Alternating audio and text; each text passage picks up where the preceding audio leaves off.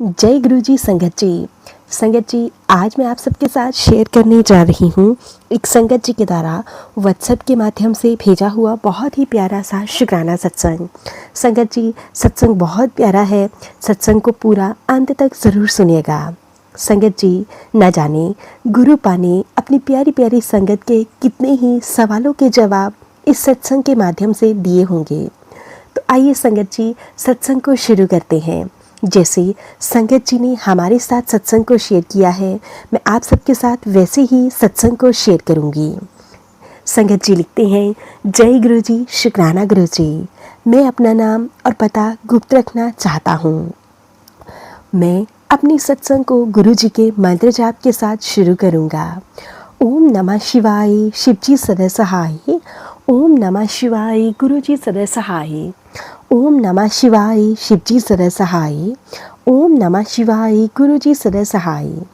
जय गुरु जी, शुक्राना गुरु जी। संगत जी वैसे तो हम कई सालों से बड़े मंदिर जा रहे हैं, लेकिन मैं इस साल गुरु जी के मंदिर में एक बड़े समारोह में शामिल होना चाहता था, ताकि हम उनके प्रति प्रेम का जश्न मना सकें। 7 जुलाई को गुरु जी के जन्मदिन पर जाने की योजना थी, लेकिन मैंने जो कुछ भी किया वो मुझे गुरु पूर्णिमा के दिन गुरु जी के पास ले गया। उस दिन मंगलवार था, इसलिए मैं और मेरी एक फ्रेंड काम से निपट गए और गुरु जी के बड़े मंदिर की ओर चल पड़े। हर बार जब हम मंदिर जाते हैं तो मुझे आराम, सुरक्षा और प्रेम की भावना होती है, जो मुझे लगता है कि गुरु जी के साथ हमारे संबंध से आती है। उनके प्रेम का आश्वासन दुनिया का सबसे खूबसूरत एहसास है। यह सब कुछ सार्थक बनाता है। सभी समस्याएं, चाहे बड़ी हों या छोटी हों, गायब हो जाती हैं। सभी बीमारियां, सभी कष्ट कोसों दूर चले जाते हैं, और वह भी जादुई तरीके से, हमें पता भी नहीं चलता। संगत जी 2021 में वह गुरु पूर्णिमा का दिन था। मेरा एकमात्र विचार मंदिर पहुंचना था और मैंने अपना सर्वश्रेष्ठ प्रयास उसी दिशा में किया।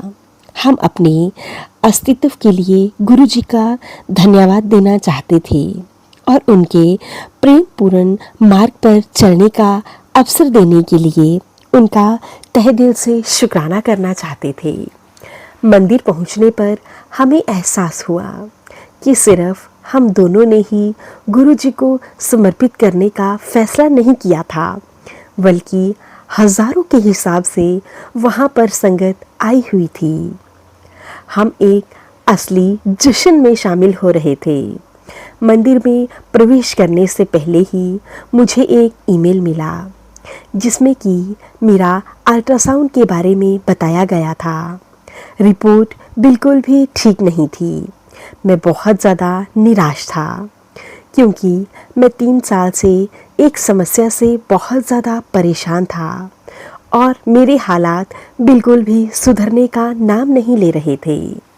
मैं मंदिर में थोड़ा उदास और मायूस सा हो गया। हालांकि मैंने अपने उत्साह को बनाए रखने की कोशिश की। हम मंदिर में गए और गुरु जी को उन सभी चीज़ों के लिए धन्यवाद किया, शुक्राना किया, जो उन्होंने हमारे लिए हर पल की थी।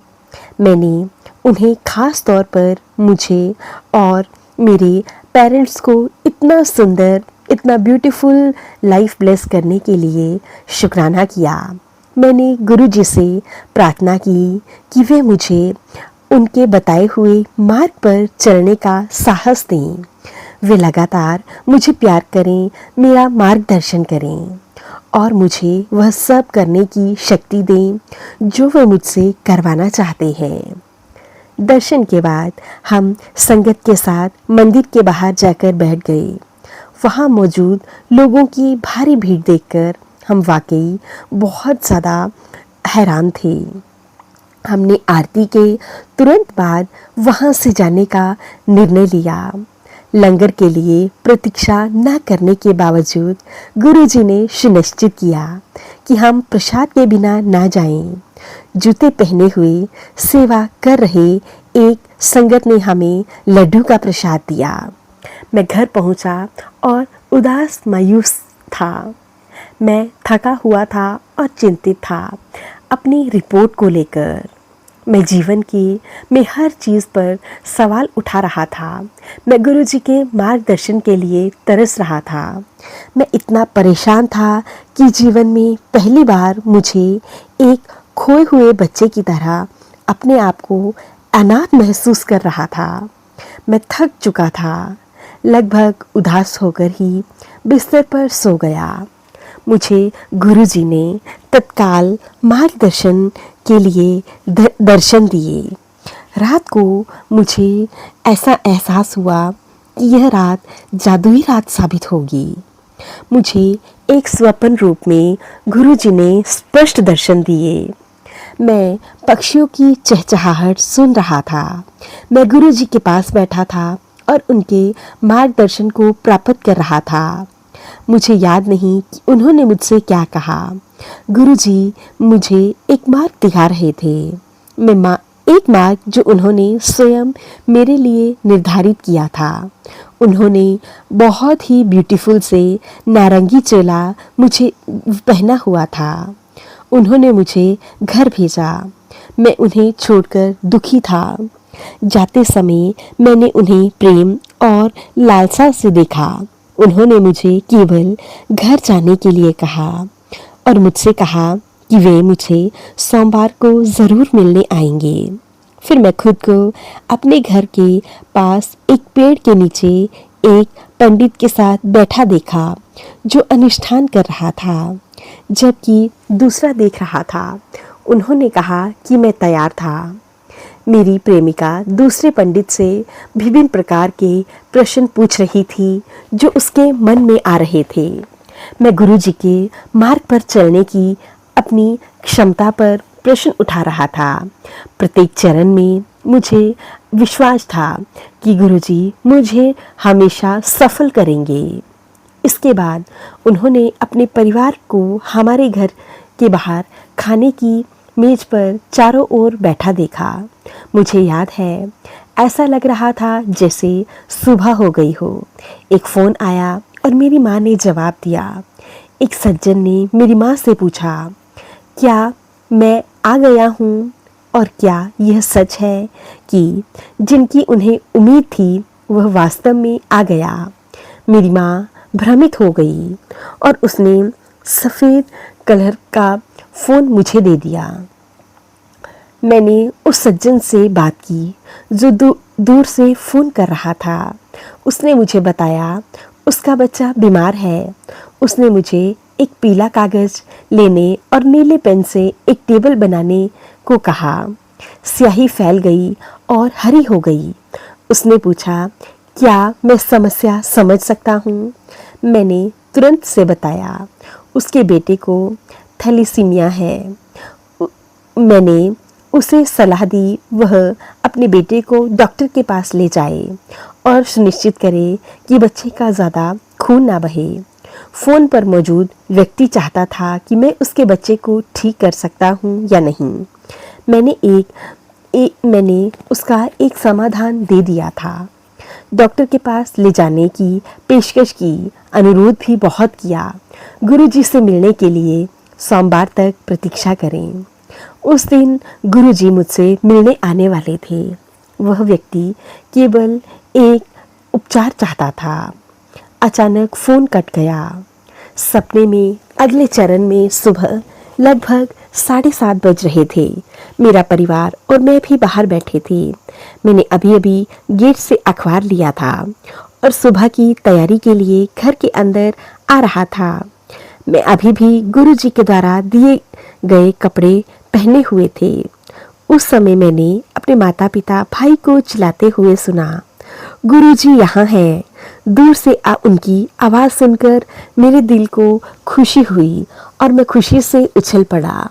मेरे भाई ने कहा, इन्हीं जल्दी थक गया मुंडा।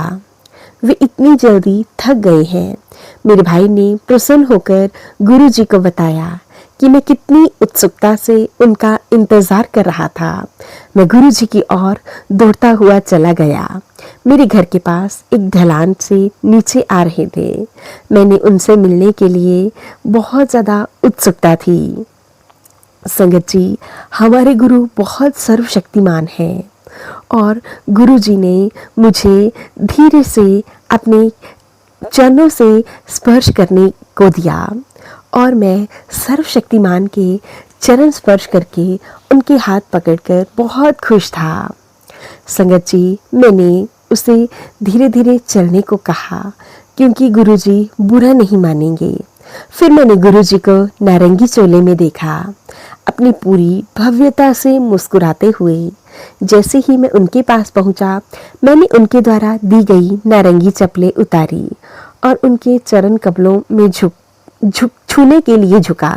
उन्होंने फिर से मुस्कुराते हुए मुझे आशीर्वाद दिया। मेरी चप्पलों को देखते हुए उन्होंने प्यार से कहा, मेरा शौकीन पुत्र है। फिर उन्होंने मेरी माँ से, जो उनके बगल में खड़ी थी, कहा, मुझसे कंचक धन रामनवमी के दिन किया जाने वाला अनुष्ठान है जो उन्होंने दिया था ताकि मुझे आशीर्वाद मिल सके। संगत जी, मैं अचानक खुद को एक छोटे लड़के के रूप में देख रहा था जिसके लंबे बाल थे। गुरुजी को देखकर प्रसन्न और उत्साहित था, जिनके चेहरे पर एक अद्भुत सी चमक थी। मेरी माँ के साथ मेरे घर की ओर चले, जबकि मैं उनके रास्ते पर चल पड़ा। तभी मैं उठा, बहुत खुश और उत्साहित था। मैंने संगत जी सुबह अपना पूरा अनुभव सत्संग के माध्यम से लिख लिया। मैं कितना भाग्यशाली था।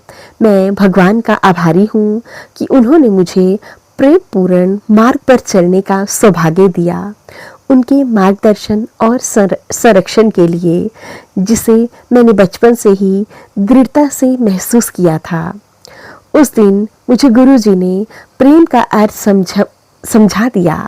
मैं समझ गया कि वे कितने व्यवहारिक हैं, उनके तरीके कितने जादुई हैं। वे हमें हर रोज़ अपनी परिस्थिति का आश्वासन देते हैं, न केवल हमें उस शानदार दुनिया का अनुभव करने देते हैं जो उन्होंने हमारे लिए बनाई है, बल्कि हर चीज़ को बेहतरीन तरीके से हमें काम करने के लिए देते हैं। संगत जी, उस बीमारी को लेकर मैं अभी भी परेशान था, लेकिन मुझे गुरुजी ने सपने में ही समझा दिया था कि तेरे शरीर में कैंसर के कीटाणु जन्म ले रहे हैं और यह आगे चलकर बड़ा खतरा साबित होगा। तू जल्दी से शुक्राना कर और जितनी जल्दी हो सके जल प्रसाद लेना शुरू कर दे। साथ ही साथ डॉक्टर के पास जाना मत भूलना। संगत जी, मैंने गुरुजी के आशीर्वाद से एक बहुत अच्छा डॉक्टर अपने लिए चुना और डॉक्टर इतने अच्छे थे कि जब मुझे टेस्ट रिपोर्ट में कैंसर के बारे में पता चला तो उन्होंने मुझे बहुत प्रेम से समझाया कि आपको कुछ नहीं होगा, आपका फर्स्ट स्टेज कैंसर है। आप शुक्र मनाइए उस परम पिता परमेश्वर का, जिनकी वजह से ही आपको शायद फर्स्ट स्टेज में ही पता चल गया। शुक्राना गुरु पिता, शुक्राना। संगत जी, जैसे मुझे गुरुजी ने कहा था, मैंने रोज़ाना गुरुजी के जल प्रसाद के साथ ही अपनी दवाइयाँ लेनी शुरू कर दी। गुरुजी का चंदन तिलक अपने पेट पर लगाना शुरू कर दिया। संगत जी, कुछ ही सप्ताह हुए थे कि मुझे दोबारा चेकअप के लिए जाना था। मेरा चेकअप में मुझे पता चला कि मेरी हालत में काफ़ी सुधार है।